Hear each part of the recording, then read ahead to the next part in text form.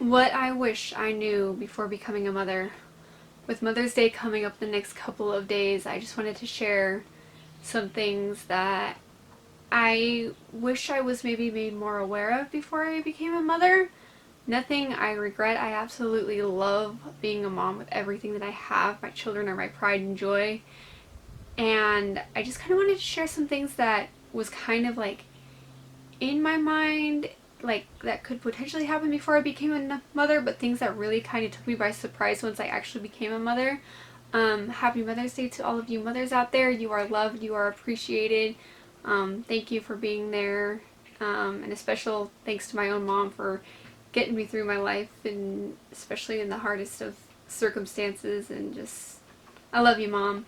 But here are just some things that I wish I knew. And before we get into it, don't forget to hit that subscribe button. And I do videos focusing on beauty, fashion, and lifestyle. And let's just get right into it. I have 11 things, 11 things that I have on this list. I've got my notes right here, and let's just get started with number one. Number one, you have to be mentally strong. I'm not saying you have to be in the perfect state of mind. I'm not saying that things have to be perfect all the time. We all go through ups and downs, and I don't think that's a reason to put off motherhood because you're not right where you think you should be mentally. But it takes a lot out of you being a mom when, on both your mental and physical health, and I feel like it's just good to be healthy, to be stronger in that area, to make sure that, you know, it does take a lot out of you. You are going to go through these emotional crazy cycles in your life as a mom that I just feel like, you know, beforehand it helps when you are, and if you're not, I'm not saying that's a bad thing. I'm just saying that it's going to take a lot out of you. So get the help you can to get the mental strength that you are able to, so that you can have that for your children. So I guess maybe instead of you have to be mentally strong, I should probably say it takes a lot out of you mentally. Let's do that one. It takes a lot out of you mentally and physically, and it's just, you're gonna need the help, and you're gonna have to be there for your children in that way, and it's draining. And before I start the rest of these, it's beautiful being a mom. I will be getting into this more later in the video, but it's such a beautiful thing being a mom, but it does take a lot out of you mentally and physically. The exhaustion, especially in the newborn phases, the exhaustion is real. Now, when I was pregnant with my firstborn, I knew I was going to be tired. I knew that was just part of the process. What I didn't know is how much a part of that process would be. I thought, okay, she's going to wake up every couple of hours, feed, eat, change a diaper, go back to bed. What I didn't realize is she's going to wake up, she's going to fuss, she's going to have days where she's not going to be 100%, especially in that newborn time, in that adjustment period, and that it's going to be, I'm going to be up for days on end, 2-3 days at a time before I finally get some sleep. And when I do get some sleep, it's only going to be for a short span. You know, if I get 3 or 4 hours of solid sleep at night, I consider that a win as a mom. So the exhaustion, you get into like that mom bee kind of mode to where it's just, again, back to the mentally, it's physically exhausting, it's mentally draining, and it's just like, I didn't realize just how exhausted I would be before I became a mother. And I mean, now that we're on to another pregnancy and we're having another baby, because I've gone through this a couple of times already, I don't feel like I'm as exhausted as I was when I first became a mom, because I'm already used to the exhaustion, it being now my third time around. But especially when you're going from 0 children to 1 child, it's completely and utterly exhausting.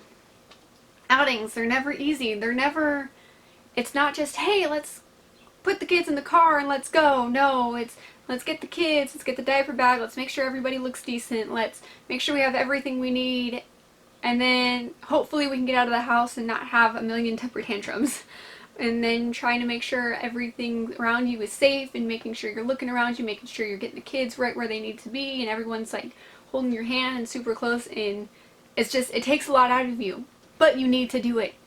And this is where like it's kind of like it's hard, because on one hand you don't want to go out of the house, but on the other hand, if you don't go out of the house, you get stir crazy, and it's honestly worth it at least a day or two out of the week to just get out of the house and deal with that chaos just for the sake of getting out.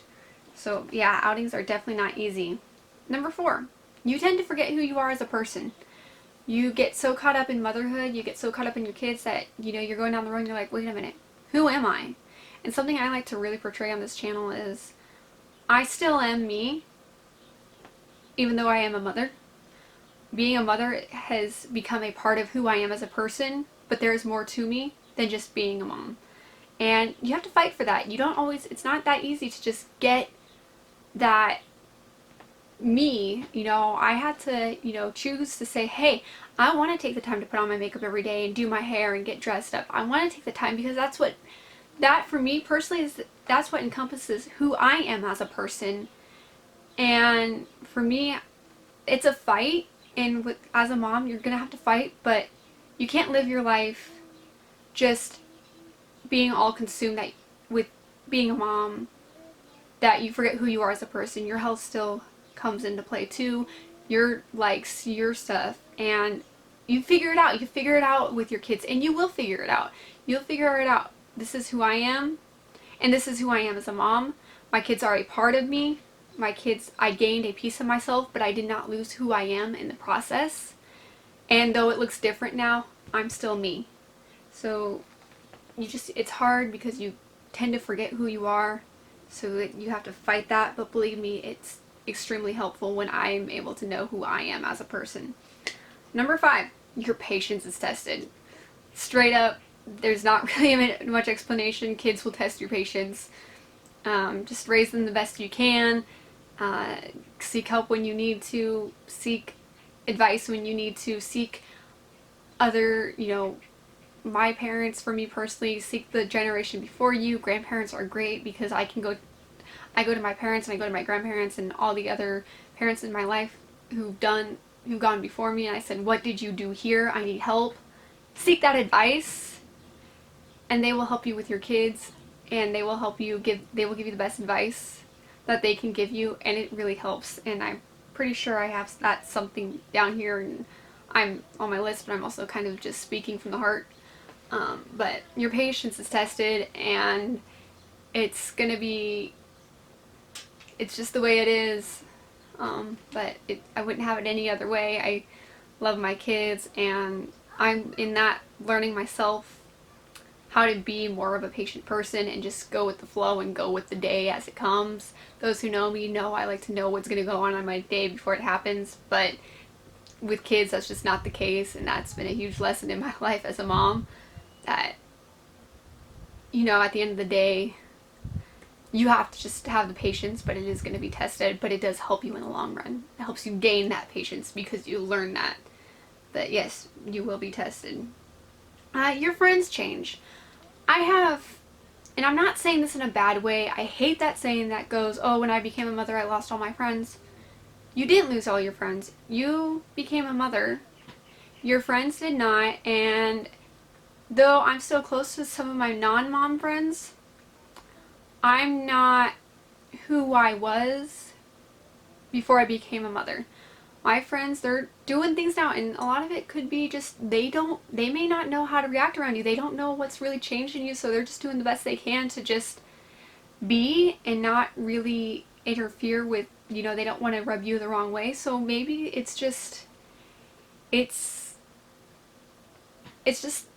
the way it is. You know how you get into middle school and your friends change. This whole saying would go around when I was like in elementary school, going into middle school and high school. Oh, your friends are going to change. Your friends are going to change. Well, guess what? The same thing happens when you become a mom. Oh, your friends are going to change. And like those people that I was never really close to growing up, I am now closer to, because we are both mothers now, because those people have become mothers. And I have good friends in my life that I have friends from when I was little who ended up going on that same road as I did and getting married and having kids, and we talk all the time because now, even more so, have this common ground of we can relate to one another. We know what it's like to not be able to get out of the house super easy, or to have our patience tested, or to have things go just the, just not the way we want. And we know what it's like to have that mental exhaustion and that physical exhaustion there. And that's okay. It's okay for your pre-motherhood friends to just do live the life the way they're going to live it. It's okay to not be as close to them anymore, because you're going to get mom friends, you're going to get friends that you're going to make new friends, you're going to get into these groups with moms, and you're all going to be able to relate to one another. Next thing you know, you're talking back and forth, and though you may not see each other every day because it's just hard to get out of the house with the kids, you're talking constantly because you can relate to one another, because our kids are the same age, and because we know what each other is going through with all of that. And I'm closer to people who are mothers than I am to those who are not, and that is okay. It is not a bad thing. But yes, the next 2 points kind of came together. Your friends, with people you never would have thought you'd be friends with. Your friends change. I'm closer to those who I was never super close to growing up, but those who are in my who because those who have become mothers, I'm now closer to because of that. And that doesn't mean anything is wrong. It just means my friends growing up, some of them chose a different life path than I did, and those who I wasn't super close with chose the same life path as I did, or a similar one. I don't want to say the same because no road is ever the same, but the similar life path. Loneliness is real. Number 8, loneliness. It is true. It is real. It is hard. Leaving the house is harder now. You get lonely. It's okay, and that goes back to the mental health thing I was talking about at the beginning of the video. You're gonna get lonely. It's gonna get hard. You're gonna fight off, some people fight depression harder than others. But I get extremely lonely when it's, when it's me and just doing the monotony of everyday life. It just it gets lonely, and it gets hard, and it gets draining. And that's okay. Again, seek your support group. Reach out to other moms. Talk with them. Something I try to do that really helps is try and just message people throughout the day. Social media helps, though. I try, not to sit on my phone all day long, but whenever I can just have some interaction with some moms, whether it's a Zoom meeting or a Facebook chat or whatever, any of that interaction really does help fight off that loneliness. And when you can, get out of the house. Get out of that house and do the best you can to be able to just be around other people as much as possible. I know it's hard with the times that we're in, but hey, do it anyway. It's okay. Number 9, your kids' interests become your interests and vice versa. Things that my kids get into, I love going to their activities. I love watching them do stuff. I get involved in the other moms. That's some social interaction for me. I get to be with other moms who are going through the same thing I'm going through as a mom, and I get to be there, and vice versa. My daughter loves shopping and makeup and beauty and being a little princess, and she's like a mini me. And that's what we do together. It's what I did with my mom growing up. I love shopping with my mom. I still love shopping with my mom. My daughter's the same way. Mom, let's go shopping. Let's have a mommy-daughter date, and let's go shopping and have fun and go to lunch together and just be together. And that's, and just getting involved in each other's activities. And when my kids grow up, I can't wait to get them involved in more activities as they grow up. I'm excited for that because I get to be there and be a part of that and be that supportive mom in the background and being with the other moms in the process. I love that. Number 10, even on the hard days, you still love every moment of it. And the days get hard, but I could not imagine my life without my children. I love my children. My children are my everything. I love it. It's so hard, but it's so precious, and I am so glad I chose to become a mom and chose this life. And it's exhausting. It's mentally and physically exhausting, but it's so, so beautiful because, we created life because God created life inside of us, and God created life inside of me, and it started in my womb, and now my kids are here and they're beautiful, and we've got a baby on the way, and we're doing it all over again. And it's starting from right there within me, and it's just, I love it. I love it. The hard days, they're hard. They're really hard, but they're so beautiful at the end of it. And just number 11, you know, you beg for some time alone. You really do. You beg for that time alone. And as soon as you get it, you miss your kids. My husband and I went out for the weekend and celebrated our anniversary over the course of the last week. And we were only gone for one night, but by the end of that first day, I'm like, I want to go home to my babies. I miss my babies.